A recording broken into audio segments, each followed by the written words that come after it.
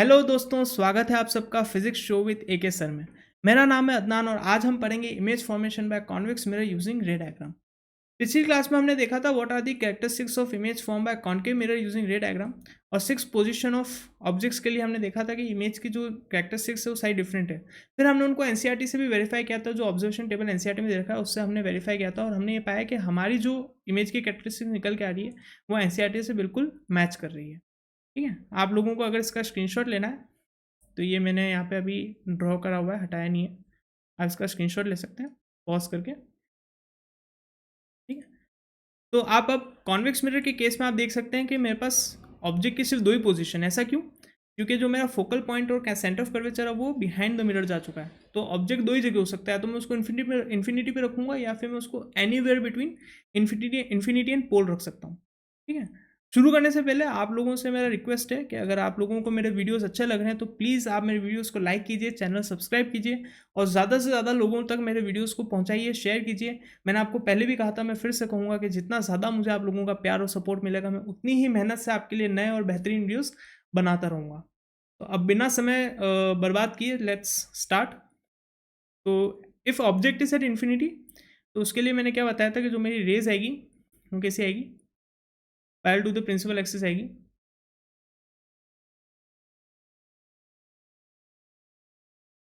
तो principal axis से जो पैरेलल रेज आती है कॉन्वेक्स मिरर के केस में वो डाइवर्ज आउट हो जाती है, डाइवर्ज आउट। ठीक है, बट अगर मैं उनको बिहाइंड द मिरर रे को ट्रेस करूँ, रिफ्लेक्टेड रेस को, तो it will appear as if that these rays have emanated out of one single point on the principal axis. That point is my focal point. ठीक है, ऐसा लग रहा है कि इस फोकल पॉइंट से ही ये सारी रेस बाहर जा रही है। तो जो मेरा इमेज है वो कहाँ बन रहा है? फोकल पॉइंट पे बन रहा है। बट इमेज कैसा है मेरा? मैंने बताया था आपको, if reflected rays appears to emerge out of a point then the image is, in that case image is virtual in nature. तो मैं इमेज की कैरेक्टरिस्टिक्स क्या लिखूँगा, फटाफट लिखेंगे। सबसे पहले इमेज की पोजीशन क्या है? At focus behind mirror. Nature क्या है? वर्चुअल है एंड इरेक्ट है। वर्चुअल इमेज हमेशा इरेक्ट होती है, पर इस केस में जो आपकी साइज है वो बहुत छोटी है, इसलिए आपको दिख नहीं रहा है। साइज क्या हो गई? हाईली डिमिनिश्ड, पॉइंट साइज्ड है। अब इसको क्या लिख सकते हैं? Point size. तो फर्स्ट केस में मेरी इमेज की क्या कैरेक्टरिस्टिक निकल के आ रही है? Image is at focus, highly diminished, virtual and erect. Second case में मैं देखूंगा, अगर मैं ऑब्जेक्ट को पोल के थोड़ा पास ले आता हूँ, अगेन सबसे पहली जो मेरी रेज होगी वो कैसी होगी? मैं इसको प्रिंसिपल एक्सिस के पैरेलल ले जाऊंगा क्योंकि मुझे इसको फोकस से पास करवानी है। तो ये रेज रिफ्लेक्ट होकर यहाँ पे कहीं पर जाएगी।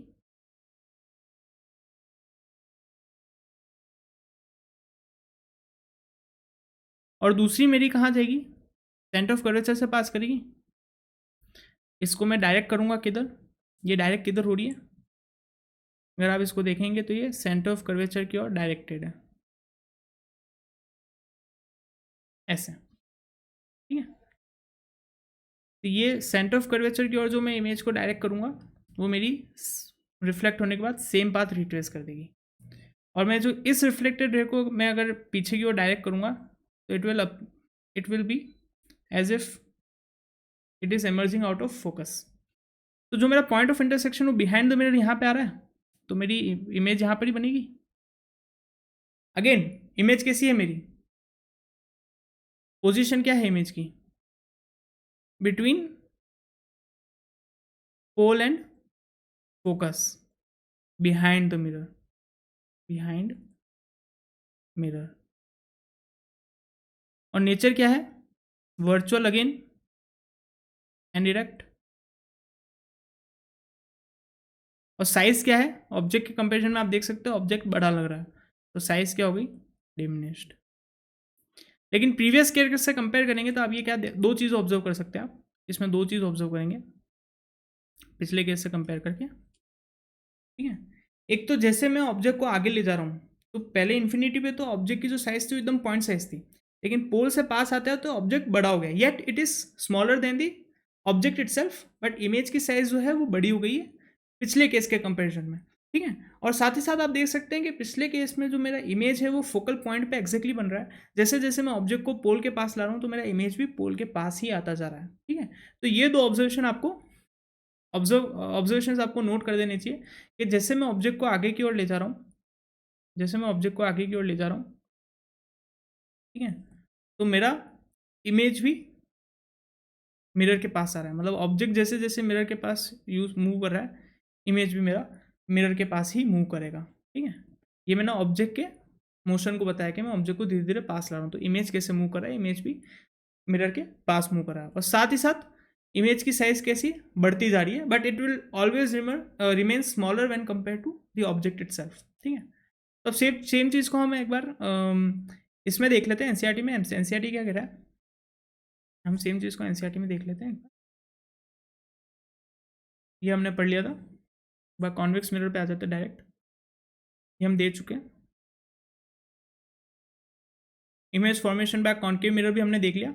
फिगर 9.7 इलस्ट्रेट्स द रे diagram for the formation of image by concave mirror for various positions of the object. ये 6 पोजीशन के लिए हम देख चुके हैं, आप इसको एक बार नोट कर लीजिए, और आप जो हमने जो रे डायग्राम ड्रॉ किए थे पिछली क्लास में, आप उससे भी इसको कंपेयर कर सकते हैं, आप देखेंगे कि सेम टू सेम रिजल्ट है। ठीक है, एक्टिविटी 9.4 एक बार पढ़ लेते हैं, क्या बोल रहा है। Draw neat ray diagrams for each position of objects shown in table 9.1. You may take any two of the rays mentioned in the previous section for locating the image. कोई नई बात नहीं बता रहा है, हम ये सब कर चुके हैं। कौन सी दो रेली ने हमको पता है, एक तो सेंटर ऑफ कर्वेचर से पास हो रही है और फोकल पॉइंट से पास हो रही है। फोकल पॉइंट से पास होने में आप दो केस ले सकते हैं, एक तो पैरेलल टू प्रिंसिपल एक्सिस, आप उसको इंसिडेंट रे को ले सकते हैं जो रिफ्लेक्ट होकर फोकल पॉइंट से जाएगी।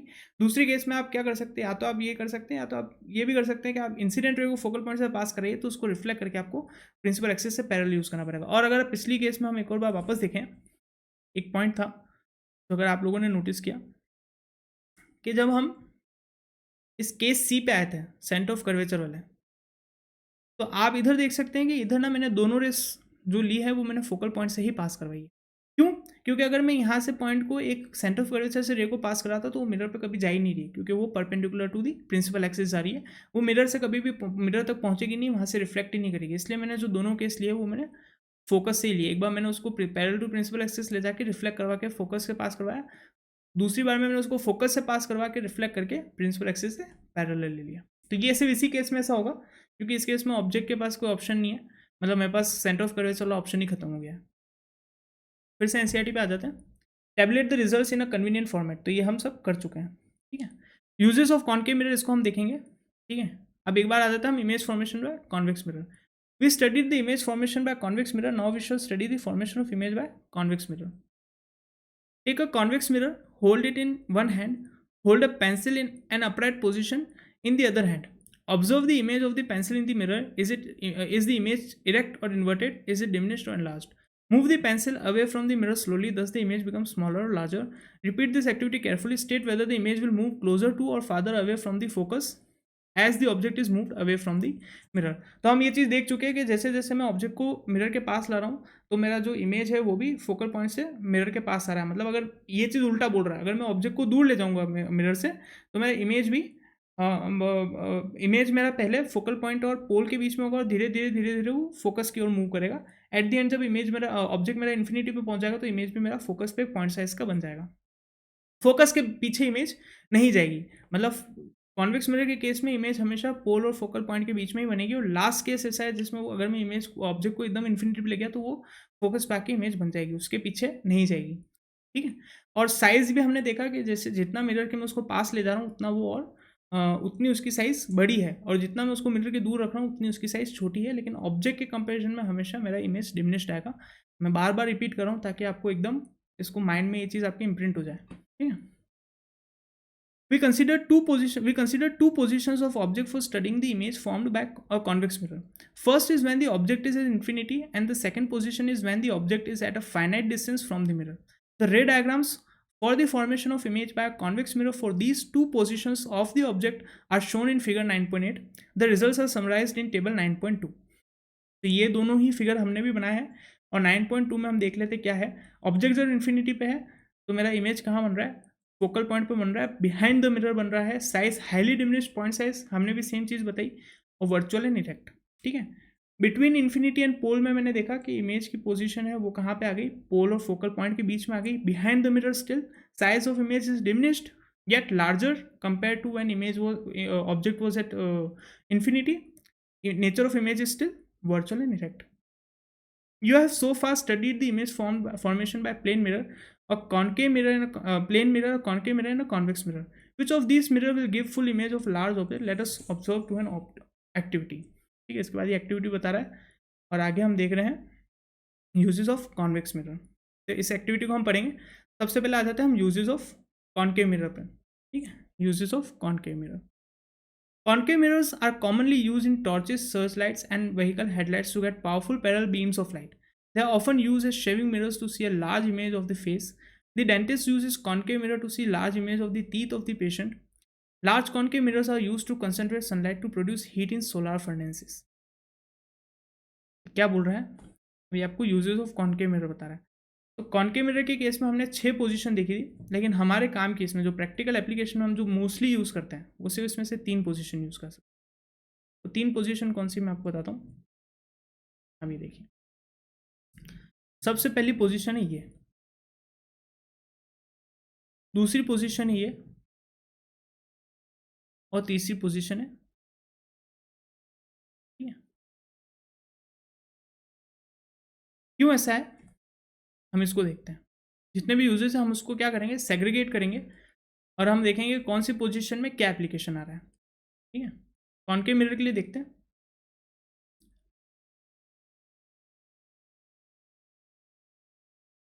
कॉन्केव मिरर के लिए जो कुछ है ना, मोस्टली कॉन्केव मिरर ही है। कॉन्वेक्स मिरर ना बहुत ही सिंपल चीज़ है, कॉन्केव मिरर की बहुत एप्लीकेशन है। तो अगर मैं इसमें बोल रहा हूँ कि कॉन्केव मिरर की एक प्रॉपर्टी क्या है कि अगर ऑब्जेक्ट फोकल पॉइंट पे रखा हुआ है मैंने, बिल्कुल अगर मैं ऑब्जेक्ट को यहाँ पे रख रहा हूँ तो यहाँ से जो भी रेज होगी, सन लाइट रेज होगी, वो रिफ्लेक्ट होने के बाद मिरर के पैरेलल चल जाएगी और प्रिंसिपल एक्सिस के पैरेलल चल जाएगी ऐसे।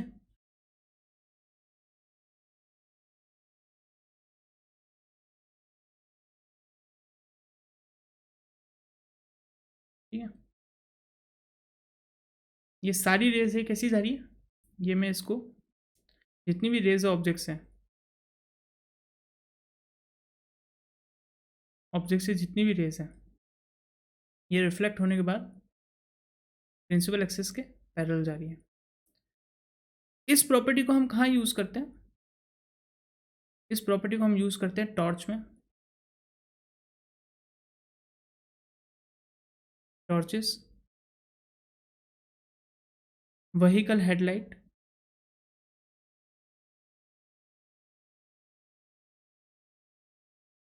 और डॉक्टर्स इक्विपमेंट।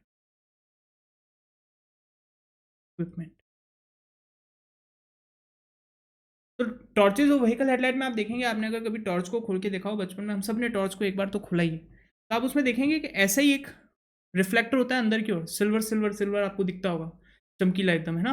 और यहाँ पे आपका कहीं पर बल्ब पड़ा होता है, तो बल्ब क्या फोकस पे उसको रख लेते हैं, तो जब बल्ब को हम इल्यूमिनेट करते हैं तो क्या होता है, बहुत सारी लाइट इस मिरर पे पड़ती है, और मिरर के पड़ने के बाद वो टॉर्च से पैरेलल जाती है। अच्छा, लाइट रेज जितनी पैरेलल होगी वो उतनी ही डिस्टेंस जाएगी, क्योंकि parallel rays meet at infinity. तो मेरे को क्या चाहिए कि टॉर्च लाइट मेरे को मैक्सिमम मेरे एरिया को इल्यूमिनेट कर सके, उसके लिए मैं ये चाहूँगा कि मेरे को मैक्सिमम पैरेलल रेज मिलती रहे। ठीक है, तो टॉर्च लाइट में ये यूज़ होता है। सेम चीज़ व्हीकल हेडलाइट में भी सेम कंसेप्ट है, जो टॉर्च का कंसेप्ट है वही व्हीकल हेडलाइट्स का कंसेप्ट है। डॉक्टर्स इक्विपमेंट आप देखा होगा कि डॉक्टर्स कई बार ना हेडबैंड एक बांधते हैं जहाँ पे उनके यहाँ पे एक बड़ा सा रिफ्लेक्टर लगा होता है, और सेम उनके भी आके यहाँ पे एक बल्ब होता है। ठीक है, या फिर वो सामने से आप देखना कि सामने उनके मतलब यहाँ पे उनका रिफ्लेक्टर होता है और सामने की ओर उनका एक ना बल्ब या टॉर्च होती है, जिसको वो यहाँ पे पहले थ्रो करते हैं, तो वहाँ से लाइट रिफ्लेक्ट होकर आपके बॉडी पार्ट पे पड़ती है। कभी आप देखें जो ईएनटी वाले डॉक्टर्स होते हैं, जो ईयर नोज थ्रोट वाले होते हैं, वो स्पेशली उसको यूज़ करते हैं आपके मुंह के अंदर देखने के लिए, और सेम या फिर कान के अंदर देखने के लिए आपको इसको डॉक्टर्स इक्विपमेंट में ये यूज़ होता है। ठीक है, दूसरा जो पोजीशन है ऑब्जेक्ट की जिस पे कॉन्केव मिरर, वो है जब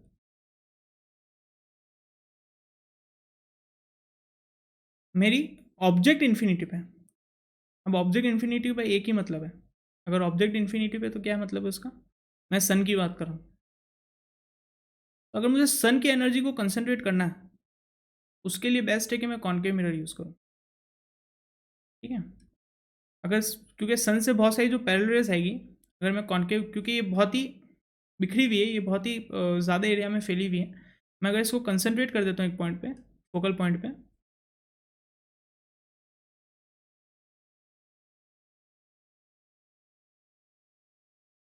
तो मुझे यहाँ पे मैक्सिमम कंसंट्रेशन ऑफ सनलाइट मिल जाएगा फोकल पॉइंट पे, और इस एनर्जी को मैं कन्वर्ट करके यूज़ कर सकता हूँ बहुत सारी जगहों पे, ठीक है। तो इनको क्या करते हैं यहाँ पे फोकल पॉइंट पे, इसको हम यूज़ करते हैं सोलार फर्नेसेस में, जहाँ पे हमें बहुत ही हाई टेम्परेचर अगर रीच करना होता है, फर्नेसेस में बहुत ही हाई टेम्परेचर हमें जब रीच करना होता है, तो हम सनलाइट को यूज़ करते हैं, बहुत बड़े बड़े रिफ्लेक्टर्स यूज़ करते हैं, जो बहुत सारी सनलाइट को, ब्राइट शाइनी डे पे बहुत सारी सनलाइट को फोकस पे अपने कन्वर्ट करके बहुत सारी हीट जनरेट करती है और बहुत हाई टेम्परेचर दे सकती है। दूसरा आप इसको देखेंगे कि सोलार थर्मल प्लांट्स होते हैं, थर्मल प्लांट्स में सोलार पैनल्स जो होते हैं, वो भी आप देखना कभी, अगर आपने थर्मल प्लांट्स में सोलार पैनल देखे हैं तो वो भी कॉनकेव होते हैं। ये जो सोलार पैनल्स है, ये आपके जो घर के वहाँ पे सोलार पैनल लगते हैं वो अलग होते हैं, वो आपकी पीवी होते हैं, फोटोवोल्टिक आपके वो सोलार पैनल्स होते हैं, वो अलग प्रिंसिपल पे वर्क करते हैं। लेकिन थर्मल प्लांट में हमें आप देखेंगे कि बहुत बड़े बड़े सोलार पैनल्स होते हैं, वो या तो पैराबोलिक शेप के होते हैं या तो फिर कॉनकेव शेप के होते हैं, जो बहुत सारी थर्मल हीट को अपने फोकस पे कंसनट्रेट कर देते हैं, ठीक है।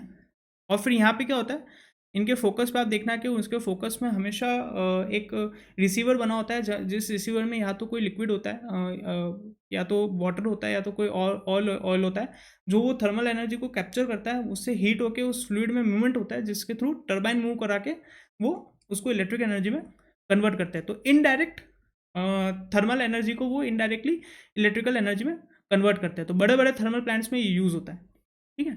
और आप इस प्रॉपर्टी को ना, मतलब बहुत ही इंटरेस्टिंग एक फैक्ट है कि इस प्रॉपर्टी को ना, मतलब जो लाइट की रिफ्लेक्शन की प्रॉपर्टी है, रिफ्लेक्शन ऑफ लाइट के जो हमारे लॉज है, उसको साउंड भी फॉलो करता है। तो आपने कभी रेडार देखे या फिर अपने घर के बाहर जो डिश टीवी आपके लगे होते हैं उनको भी आप देखेंगे, तो वो कॉनकेव भी होते हैं शेप में, और उनके भी फोकस पे रिसीवर होता है। तो वहीं से जब हमें बहुत दूर दूर सिग्नल्स भेजना होता है, तो रिसीवर और एमीटर भी वहीं पर होता है। वो रेस वहाँ से वो साउंड जो आपकी वेव्स होती है वो थ्रू होती है, वो आपके इस पे डिस्क पे रिफ्लेक्ट करके पैरेलल जाती है, और जो पैरेलल आ रही होती है वो भी डिस्क पे पहले आती है, डिस्क से रिफ्लेक्ट होकर आपके रिसीवर के अंदर जाती है। तो साउंड भी इसको फॉलो करता है। जो थर्ड केस है वो है जब हमारा ऑब्जेक्ट फोकस और पोल के बीच में, तो जब फोकस और पोल के बीच में मेरा ऑब्जेक्ट आता है, तो उस केस में हमने क्या देखा था, कॉनकेव मिरर के केस में ये जो मेरा इमेज होता है वो वर्चुअल होता है और बिहाइंड द मिरर होता है, मतलब आप उसको कांच में ही देख सकते हैं इमेज को अपनी, और एनलार्ज होती है। तो इसको ना आप अपने शेविंग जो मिरर्स होते हैं, क्योंकि आपको शेविंग मिरर्स के अंदर यूज़ होता है ये, और आपके इसको डेंटिस्ट भी यूज़ करते हैं, डेंटिस्ट इसको यूज़ करते हैं। क्यों? जब उनको आपके दांत के पीछे वाली साइड का इमेज चाहिए होता है और एनलार्ज इमेज चाहिए होता है, क्योंकि बहुत ही माइन्यूट ऑपरेशंस होते हैं उसमें, ठीक है, ऑब्जर्वेशंस उसमें लेनी पड़ती है। तो उसको डेंटिस्ट भी यूज़ करेंगे, वो देखेंगे कि स्पून जैसा एक आपने देखा होगा एक कॉनकेव मिरर वो यूज़ करते हैं, जिसमें वो आपके दांतों को, जो कि आपका ऑब्जेक्ट है, उसको फोकस और पोल के बीच में रखते हैं। तो उनको उस मिरर के अंदर, क्योंकि इमेज जिसकी मिरर में ही बनती है, मिरर के पीछे बनती है, तो उनको मिरर के अंदर एक एनलार्ज इरेक्ट इमेज दिखती है, ठीक है। शेविंग मिरर में भी इसको यूज़ करते हैं। तो आप देखिए कि अलग अलग पोजीशन ऑफ ऑब्जेक्ट के लिए जो ये तीन पोजीशंस मैंने बताई ऑब्जेक्ट की, इन तीन पोजीशन पे, एक तो इन्फिनिटी पे, एक फोकस पे, और बिटवीन फोकस एंड पोल, आप देखिए कि आपके प्रैक्टिकल एप्लीकेशन कितने निकल के आते हैं कॉनकेव मिरर के लिए, ठीक है। अब सेम चीज़ हम कॉन्वेक्स मिरर के लिए देखते हैं। कॉन्वेक्स मिरर के लिए क्या बोल रहा है, तो आप यहाँ पे इसको ये देख सकते हैं, इन्होंने बोला है कि टॉर्चेज में यूज़ होती है, सर्च लाइट में यूज़ होता है, व्हीकल हेडलाइट्स में यूज़ होता है, to get powerful parallel beam of light. Shaving mirrors में भी यूज़ होता है larger image of the face देखने के लिए, ठीक है। और कॉनकेव मिरर को डेंटिस्ट भी यूज़ करते हैं to see large image of the teeth of the patients. और कॉनकेव मिरर को हम लाइट को, सनलाइट को कंसनट्रेट करने के लिए सोलार फर्नेसेस में भी यूज़ करते हैं। हम स्किप करके आ जाते हैं ठीक है, ये एक्टिविटी 9.6 पे, ये कॉन्वेक्स मिरर के लिए। Observe the image of a distant object, say a tree, distant tree in a plane mirror, could you see a full length of image? Try with the plane mirrors of different sizes. Did you see the entire object in the image? Repeat this activity with a concave mirror. Did the mirror show full length of image of the object? Full length image of the object. Now try using a convex mirror. Did you succeed? Explain your observation with reason. You can see a full length of image of a tall building tree in a small convex mirror. One such mirror is fitted in a wall of Agra Fort facing Taj Mahal. If you visit the Agra Fort, try to observe the full image of Taj Mahal. To view distinctly, you should stand suitably at the terrace adjoining the wall. तो भाई ये आगरा की बात कर रहा है, इतना तो हमको नहीं पता, आगरा तो मैं नहीं गया, ठीक है। जो लोग आगरा के निवासी है वो जाके इसको ट्राई ज़रूर करें, या जिनका ऐसा कोई प्लान है तो भाई आप साइंस के नाम पे इस चीज़ को बिल्कुल करिएगा। बाकी क्या बोल रहा है कि हमको पता है कि कॉन्वेक्स मिरर के केस में क्या होता है। कॉन्वेक्स मिरर के केस में हमने देखा कि हमको जो ऑब्जेक्ट के केस में जो इमेज मिलती है वो हमको डिमिनिश्ड मिलती है, ठीक है। तो मतलब क्या होता है, और जितना पीछे ऑब्जेक्ट होगा, जितना पीछे ऑब्जेक्ट होगा, अगर ये मेरा फोकस है, ठीक है, अगर ये O1 है और ये O2 है, ठीक है, O1 और O2 की साइज़ बराबर है, ठीक है, तो जितना मेरा पीछे ऑब्जेक्ट होगा उतनी मेरी इमेज छोटी होती जाएगी। मतलब अगर ये मेरा O1 के रिस्पेक्ट में मैं देखूँ कि मेरी इमेज जो है वो I1 बनेगी, और O2 के रिस्पेक्ट में मेरी इमेज I2 बनेगी। तो सेम साइज़ ऑफ ऑब्जेक्ट के लिए अगर आप देखेंगे कि मैं मिरर से जितना पीछे हूँ तो मेरे को उतनी छोटी इमेज मिल रही है। तो इस चीज़ का सबसे ज़्यादा यूज़ आप देखेंगे कि अगर मेरे को कोई बहुत बड़ी बिल्डिंग का लेना है, और जनरली ये एक प्रिंसिपल भी है जो कि आप रे डायग्राम से आप क्लास 12th में देखेंगे कि प्लेन मिरर से अगर आपको अपनी फुल इमेज चाहिए, मतलब कितना बड़ा मुझे प्लेन मिरर लेना पड़ेगा जिसमें मेरी पूरी की पूरी बॉडी की इमेज है वो आ सके। तो अगर मेरी हाइट h है, अगर मेरी हाइट ऑब्जेक्ट की हाइट है, मतलब ऑब्जेक्ट की हाइट अगर h है, ठीक है, तो मुझे कम से कम जो प्लेन मिरर की लेंथ है, प्लेन मिरर की जो लेंथ है वो मुझे कम से कम h/2 लेनी पड़ेगी। मतलब अगर मुझे अपनी पूरी इमेज प्लेन मिरर में चाहिए तो मुझे अपने से आधे साइज़ का प्लेन मिरर को मुझे लेना पड़ेगा। उसको मैं कितना भी दूर रखूँ उससे फ़र्क नहीं पड़ेगा, मैं उसको पास रखूँ या दूर रखूँ, लेकिन मेरे को अगर उसमें अपनी पूरी इमेज चाहिए तो मुझे कम से कम वो मिरर है वो अपने से हाफ हाइट का चाहिए। तो आप सोचिए अगर आपको टॉल बिल्डिंग का अगर इमेज प्लेन मिरर में चाहिए तो आपको उसको कम से कम उसके आधी साइज़ का प्लेन मिरर लाना पड़ेगा, जो कि पॉसिबल नहीं है। तो ये क्या बोल रहा है कि आप इस चीज़ को कॉन्केव मिरर के लिए ट्राई करेंगे। कॉन्केव मिरर में हमने देखा कि वर्चुअल इमेज अगर हमको मिरर के अंदर इमेज चाहिए तो कॉन्केव मिरर के केस में हमेशा वर्चुअल इमेज जो होती है वो एक ही केस में आती है जब मेरा ऑब्जेक्ट हो वो फोकल और पोल के बीच में वो एनलार्ज होती है। तो मतलब अगर मैं एक मिरर, एक बहुत बड़े से बिल्डिंग या ट्री को मैं अगर कॉन्केव मिरर से देखने की कोशिश करूँ तो मुझे तो उसका बहुत छोटा सा ऐसा दिखेगा। क्यों? क्योंकि वो मिरर के बाहर चला जाएगा, बहुत छोटा सा एरिया ही उस मिरर में, या तो मुझे बहुत बड़ा, मतलब उस बिल्डिंग या ट्री से भी बड़ा कॉन्केव मिरर लाना पड़ेगा। तो सिर्फ कॉन्वेक्स मिरर ऐसी पॉसिबिलिटी है जिसमें मुझे डिमिनिश्ड इमेज मिलती है, वर्चुअल इमेज जो बिहाइंड द मिरर, जिसको मैं कांच में देख सकता हूँ, और वो सिर्फ कॉन्वेक्स मिरर में मिलती है। इसलिए ये बोल रहा है कि कॉन्वेक्स मिरर के केस में अगर आप ये चीज़ करेंगे तो आपको कामयाबी मिल जाएगी, ठीक है। आगे क्या बोले, uses of convex mirror. Convex mirrors are commonly use as rear view wing mirrors in vehicles. These mirrors are fitted on the sides of the vehicle, enabling the driver to see traffic behind him or her to facilitate safe driving. Convex mirrors are preferred because they always give an erect, though diminished image. Also, they have a wider field of view as they are curved outwards. Thus, convex mirrors enable the driver to view much larger area than would be possible with a plane mirror. मैं आपको तो with रे diagram बता चुका हूँ ऐसा क्यों है, मैं आपको विद रे डायग्राम एक्सप्लेन कर चुका हूँ, ठीक है। और आपने अपने जो रियर व्यू मिरर से कार या फिर आपकी बाइक या व्हीकल, स्कूटी पे आपने देखा होगा, तो वो भी कॉन्वेक्स मिरर ही होता है। क्यों? जितनी पीछे इमेज ऑब्जेक्ट होगी उतनी ही छोटी इमेज भी बनेगी, और अगर ऑब्जेक्ट पीछे है तो इमेज भी पीछे बनेगी, ठीक है। तो ऑब्जेक्ट आगे है तो इमेज भी आगे बन रही है, और ऑब्जेक्ट आगे है तो इमेज बड़ी भी बन रही है। तो आपको ना एग्जैक्ट आइडिया मिल जाएगा, भाई ये जो भाई ये एक गाड़ी मेरे पीछे चल रही है, ये मेरे इतने पास है, दूसरी जो गाड़ी है वो इस गाड़ी के कंपैरेटिवली पीछे है क्योंकि मुझे और छोटी दिख रही है ना। तो ये चीज़ आपको एक्जैक्टली एक कॉन्वेक्स मिरर के अंदर समझ में आ जाता है। और ये आप 2D में देख रहे हैं, आप सेम चीज़ देखिए कि कॉन्वेक्स मिरर भी 3D ऑब्जेक्ट ही है, और सेम चीज़ 3D में भी है, तो पूरा आपको व्यू है वो पूरा का पूरा, मतलब किसी भी डायरेक्शन में आप देखेंगे तो उस डायरेक्शन में वो उस चीज़ को, उस ऑब्जेक्ट को वो छोटा कर देगा। तो उसका मतलब आप उसको तीनों डायरेक्शन में देखेंगे ना, एक्स वाई जेड, तो एक्स वाई जेड में भी आपको इमेज के हर डायमेंशन को वो रिड्यूस कर देगा, ठीक है। तो ये कॉन्वेक्स मिरर की खासियत है, इसलिए इसको हम ज़्यादा से ज़्यादा रियर व्यू मिरर्स में यूज़ करते हैं।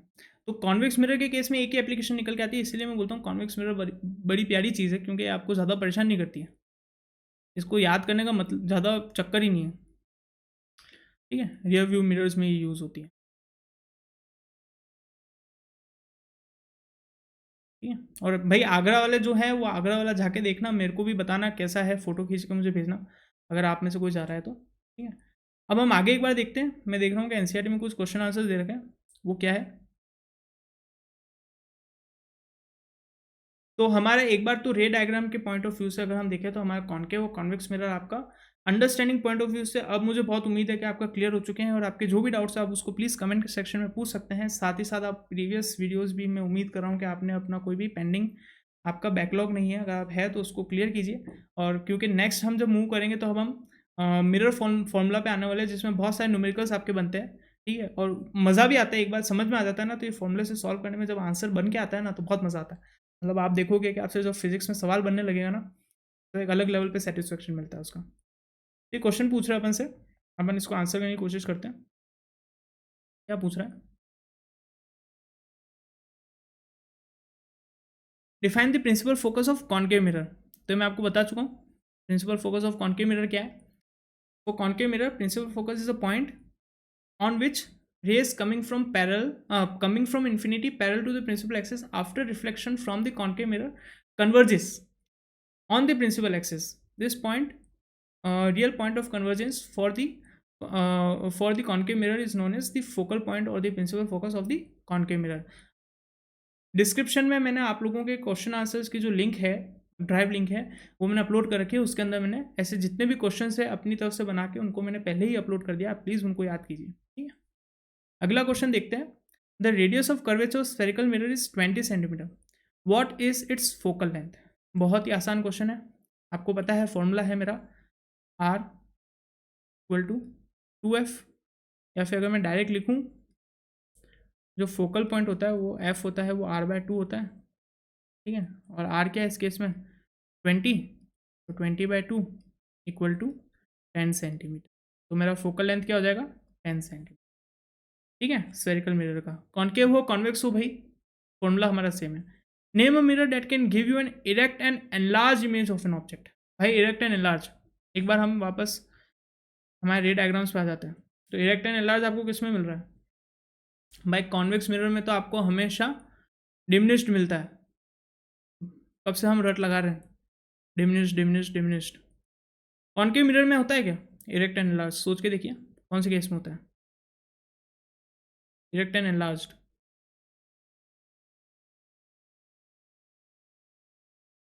इसमें तो नहीं है, इन्वर्टेड है। इसमें सेम साइज है, इन्वर्टेड है। इसमें एनलार्ज्ड है पर इन्वर्टेड है और इन्फिनिटी पे है। इसमें डिमिनिश्ड है, और इस केस में एनलार्ज्ड है लेकिन इन्वर्टेड है। सिर्फ ये एक केस है जिसमें हमें एनलार्ज्ड और इरेक्ट मिल रहा है। कॉन्वेक्स मिरर में भी हमने देखा कि हमको डिमिनिश्ड ही मिल रहा है, इरेक्ट मिल रहा है लेकिन डिमिनिश्ड मिल रहा है। तो इसका आंसर क्या हो जाएगा, इस क्वेश्चन का आंसर हो जाएगा नेम अ मिरर। तो नेम मिरर का नाम क्या हो जाएगा concave mirror. Concave mirror, mirror when object is between when object is between object between focus and principal axis। इस केस में जो आपको इमेज मिलती है वो इरेक्ट एंड एनलार्ज मिलती है। Why do we prefer a convex mirror as a rear view mirror of mirror in vehicles. Answer इसका यहीं पर दे रखा है, ठीक है। Convex mirrors are preferred because they always give an erect, though diminished image. Also, they have a wider field of view as they are curved outwards. Thus, convex mirror enable a driver to view much larger area than would be possible with a plane mirror. तो आप देखिए इस question का answer जो है, answer to question 4 आपको यहीं पर मिल गया, ठीक है। तो आपके पास ये सारे सवालों के जवाब बन जाने चाहिए। जितना मैंने पढ़ाया उस बेसिस पे। अब नेक्स्ट आ रहा है sign convention for reflection by spherical mirror. Sign convention का कहाँ यूज़ होता है? ये हमारे मिरर फॉर्मूला में यूज़ होता है। मिरर फॉर्मूला अब आगे हम पढ़ेंगे, मिरर फॉर्मूला, ठीक है। ये मिरर फॉर्मूला एक, इसका डेरिवेशन नहीं पढ़ेंगे, डेरिवेशन आपके लिए आप नसीब वाले हैं। ये फॉर्मूला होता है 1/v plus 1/u equal to 1/f, ठीक है। और ये दोनों मिरर्स के लिए ट्रू होता है, और इसका डेरिवेशन क्लास 12th में आता है, लेकिन आपके लिए सिर्फ ये फॉर्मूला और इसके बेस पे न्यूमेरिकल है। अब हम इस फॉर्मूले के लिए भाई हमको बहुत सारे साइन कन्वेंशन देखने होते हैं, जिसको हम नेक्स्ट क्लास में देखेंगे। तो प्लीज़ प्लीज़ प्लीज़ आपके जितने भी कंसेप्ट आप उसको क्लियर रखिए, ठीक है। उम्मीद है कि आप लोग सब पुराने क्वेश्चंस जो मैंने प्रिपेयर किए उनको याद कर चुके हैं। जो लेटेस्ट क्वेश्चन आंसर उनको भी मैं आज अपलोड कर दूंगा ड्राइव में, तो आप उसको भी डाउनलोड करके याद कर सकते हैं। तो मिलते हैं अगली क्लास में, आप बने रहिए, वीडियो को देखते रहिए, और फिर से कहूँगा लाइक कीजिए, सब्सक्राइब कीजिए, शेयर कीजिए। अलविदा।